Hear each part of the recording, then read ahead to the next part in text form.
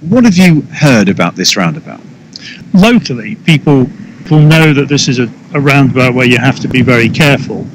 This is a major commuting link into Cambridge, and it's pretty busy considering we're in the middle of nowhere. So certainly the people living in Babraham and the people at the Babraham Institute nearby, they all say to approach this roundabout with caution. And there seems to be two problems, one of which is that the way that it's designed, when you're coming up to it, you don't expect it to be quite in front of you, so people suddenly have to aim off a bit.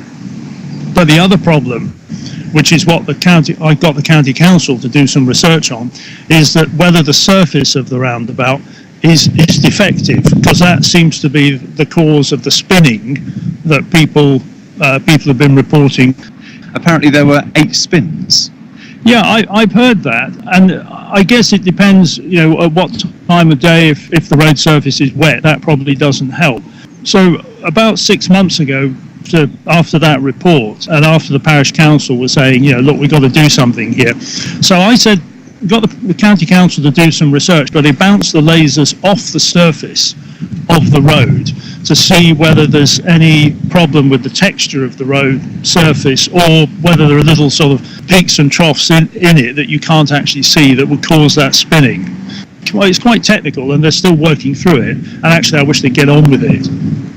And just looking at the roundabout myself, it does look like any other roundabout.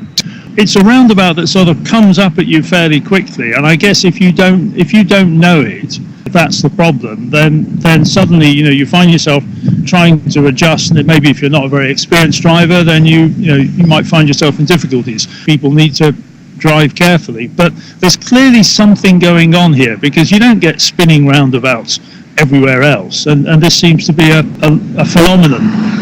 Now, you say, or we think that road markings may be improved. Do you think that's actually going to solve the problem? I think it will certainly solve the problem of giving people more notice that this is a roundabout that you've got to respect. But I'm pleased that the county council have said that that's something that they think they can do. But this underlying issue of the surface of the road is another matter, and what you wouldn't want to do is just change the road size and we still have this spinning problem. That's the thing that is probably more dangerous, because if a car goes into a spin and they don't even know what they're doing and it's a busy time, then you could have a major accident.